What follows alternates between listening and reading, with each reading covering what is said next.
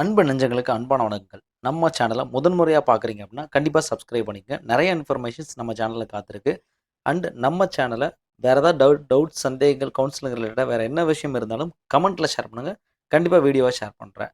சரி, இன்றைக்கி எல்லாருமே சீட் மேட்ரிக்ஸ் பற்றி கேட்டுட்ருக்கீங்க.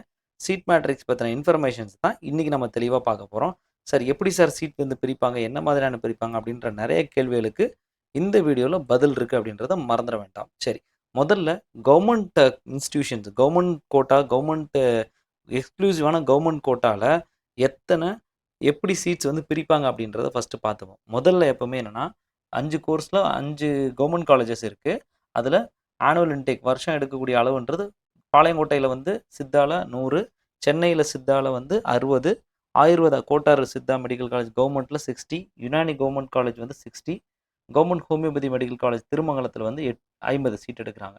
இதில் ஆல் இண்டியா கோட்டான்ற சொல்லக்கூடியது 15% ஏஏட்ரிபிள்சி மூலியமாக தான் இந்த கவர்மெண்ட் காலேஜுக்கு மட்டும் ஃபில் ஆகும்.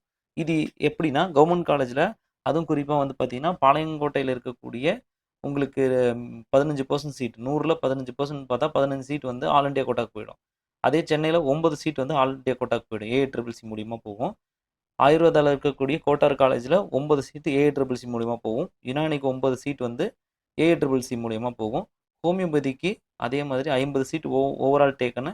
ஸோ 8 சீட் அப்படின்றது ஏஏட்ரிபிள்சி மூலியமாக போகும். அப்போ ஸ்டேட் கோட்டா அப்படின்னு சொல்லக்கூடியதில் நமக்கு 85% கோட்டா இருக்கு இல்லையா?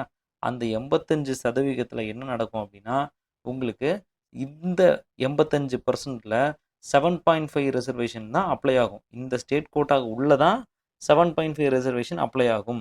ஸோ அப்போ இந்த 8.5ல் 7.5 ரிசர்வேஷன் எவ்வளவோ அந்த சீட்டை ஃபஸ்ட்டு வந்து நமக்கு வந்து எலிசிலேட் பண்ணுவாங்க. ஸோ ஒரு விஷயம் நான் உங்களுக்கு தெளிவாக சொல்கிறேன். அதாவது என்ன கணக்குன்னு பார்த்தீங்க அப்படின்னா, பொதுவாக நமக்கு வந்து பார்த்தீங்கன்னா, எப்போவுமே ஃபஸ்ட்டு டே 1ல் நம்ம வந்து பார்த்தப்போ, ஏன்னா இது எல்லாமே ப்ரெடிக்ஷன் தான்.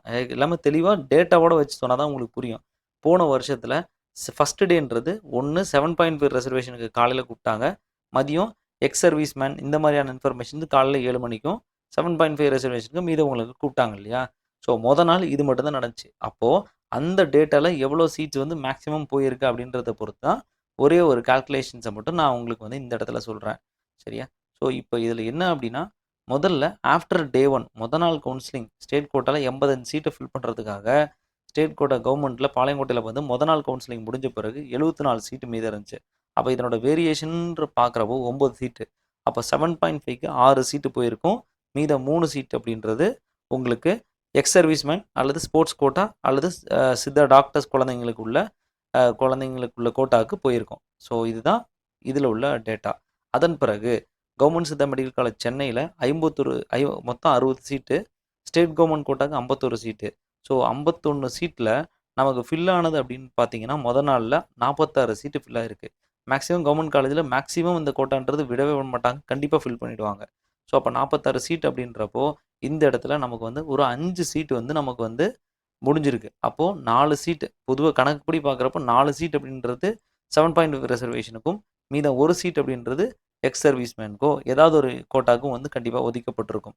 ஸோ மேபி ஏதோ 1, 2 ஃபில் பண்ணாமல் இருந்திருக்கலாம். அது அடுத்தடுத்த ஸ்பேசஸில் நடந்திருக்கும்.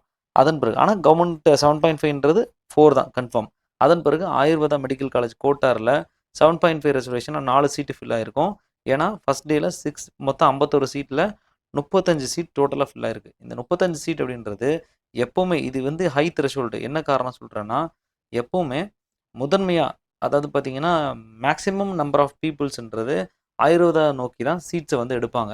ஸோ அப்படின்றப்போ முதல்ல நிலையில் இருக்கிற எல்லாமே மேக்ஸிமம் சீட்ஸ் அதை எடுக்கிறப்போ அதில் எல்லா கோட்டாமே ஃபில் ஆகிருக்கும். ஸோ அப்படின்றப்போ நல்ல எக்ஸ்க்ளூசிவாக 15 சீட்ஸ் பக்கம் ஃபில் ஆகிருக்கு. ஸோ அப்போ 15 சீட்ஸ் பக்கம்னா உங்களுக்கு ஆஸ் பர் இந்த கோட்டா அண்ட் மற்ற விஷயங்கள் eminent quota, sports quota, ex serviceman எல்லாமே சேர்த்து ஒரு சில கேட்டகரிஸ் வந்து ரிமூவ் ஆகிருக்கும். ஸோ அந்த பேட்டர்னை தான் இங்கே நம்ம பார்க்குறோம். அதுக்கு பிறகு government Unani medical college maximum சீட்டே கவர்மெண்ட் சீட்டு கூட 7.5 கூட அதிகமாக ஃபில் ஆகாமல் இருந்துச்சு. கூடவே வந்து எக்ஸ் சர்வீஸ்மேன் இந்த மாதிரி எதுவுமே ஃபில் ஆகாமல் இருந்துச்சு. ஏன்னா யுனானி படிக்கிற கவர்மெண்ட் காலேஜில் படிக்கணும் அப்படின்னா ஏன்னா ப்ரைவேட் காலேஜ் கிடையாது. அப்போ யுனானின்ற ஒரு சப்ஜெக்டை ஃபஸ்ட் இயரில் பாஸ் பண்ணி கிளியர் பண்ணணும். ஸோ கொஞ்சம் டிஃபிகல்ட்டாக இருக்கிறனால நிறைய பேர் சேரவே இல்லை. ஒன்லி யுனானி தெரிஞ்சு உருது தெரிஞ்சவங்க மட்டும் ஜாயின் பண்ணாங்க. ஸோ அதனால தான் 45 சீட்டும் அப்படி மீது இருந்துச்சு. வெறும் 4 சீட்டு தான் ஃபில் ஆச்சு. ஸோ இதுதான் அங்கே உள்ள சினாரியோ. அதன் பிறகு ஹோமியோபதி மெடிக்கல் காலேஜும் 38 சீட்டு ஃபில் ஆயிடுச்சு. அப்போ அங்கே வந்து பார்த்தீங்கன்னா தமிழ் மீடியம் கோட்டாக்கு 3 அல்லது 4 அப்படின்ற சீட்ஸுக்கு 7.5க்கு வரும். ஸோ இதுதான் 7.5 ரிசர்வேஷனுக்கான கோட்டா.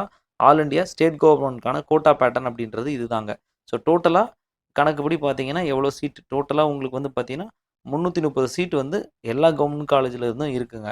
ஸோ இது என்னென்ன மாதிரியான நம்மளுடைய ரிசர்வேஷன் பிசி, எம்பிசி, ஓசி ஓப்பனில் போகிறீங்க, இந்த மாதிரியான எஸ்சி, எஸ்டி, எஸ்சிஏ அந்த மாதிரியான கேட்டகரிஸ்க்கு தனித்தனியான விகிதாச்சாரப்படி சீட்டுகள் வந்து ஒதுக்கப்படும்.